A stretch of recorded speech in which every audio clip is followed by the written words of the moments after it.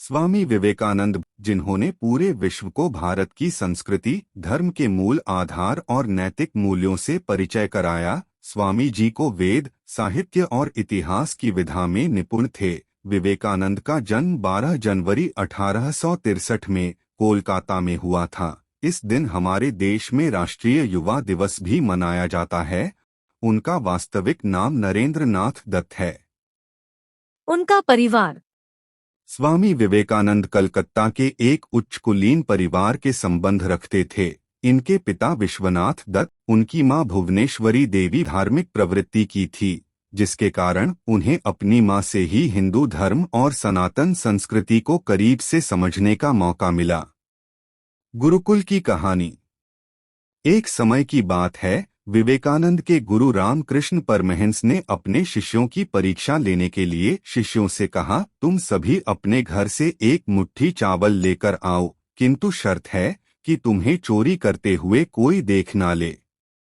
अगले दिन सभी शिष्य अपने घर से एक मुट्ठी चावल चोरी करके लाए, किंतु विवेकानंद ने ऐसा बिल्कुल भी नहीं किया। तब गुरु ने विवेकानंद से प्रश्न पूछा, देखो, सभी शिष्य अपने घर से एक मुट्ठी चावल लाए हैं, पर तुम अपने घर से चावल नहीं लाए, क्या तुम्हारे घर पर चावल नहीं है? तब विवेकानंद ने बड़ी विनम्रता से कहा, गुरुजी, मैं चोरी करने तो गया था, किंतु ईश्वर मुझे हर समय देख रहे थे। विवेकानंद के इस उत्तर को सुनकर सभी शिष्य चौंक गए और गुरुजी ने विवेकानंद को शाबाशी दी। इनका प्रसिद्ध भाषण। एक बार शिकागो कॉन्फ्रेंस में स्वामी विवेकानंद को धर्म संवाद के लिए बुलाया गया था। इस कॉन्फ्रेंस में सभी लोगों को धर्म के ऊपर भाषण देना था, जिसमें सभी लोगों को ड्रेस कोड दिया गया कि वह सूट पेंट पहनकर आए, किंतु विवेकानंद कॉन्फ्रेंस में धोती कुर्ता पहनकर ही पहुंचे। कुछ अंग्रेजों ने जब विवेकानंद को देखा तो वह नाराज हो गए कि विवेकानंद सूट पैंट नहीं पहने। उन अंग्रेजों ने विवेकानंद का नाम सबसे अंतिम में लिख दिया और विवेकानंद को स्पीच देने के लिए सबसे अंत में मौका मिला। अंग्रेजों ने यह सोचा था कि विवेकानंद की स्पीच कोई नहीं सुनेगा, किंतु जब विवेकानंद ने अपना भाषण शुरू किया तो सभी लोगों ने उस भाषण को सुनने में रुचि दिखाई।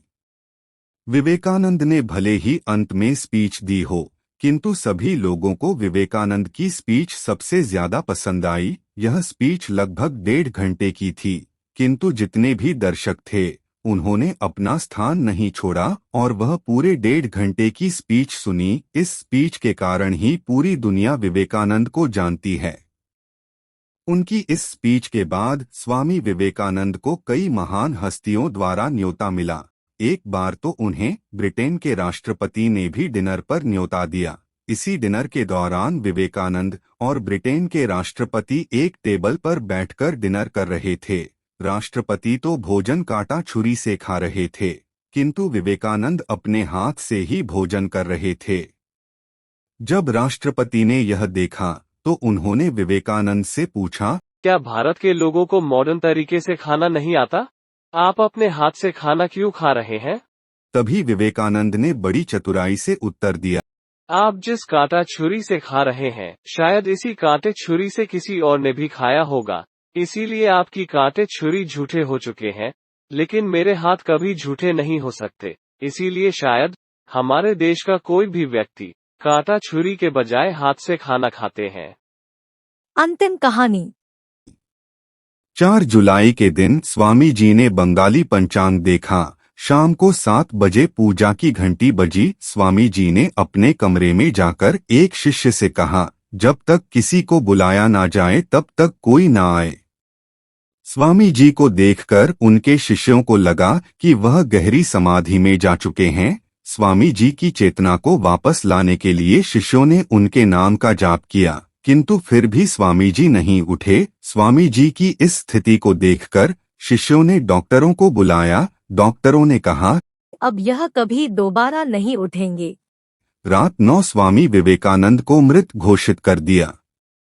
स्वामी जी वह महान व्यक्ति थे जिनका नाम आज भी बड़ी शान से लिया जाता है। इन्होंने हमारी भारतीय संस्कृति को पूरे विश्व में फैलाने का बहुत योगदान दिया है।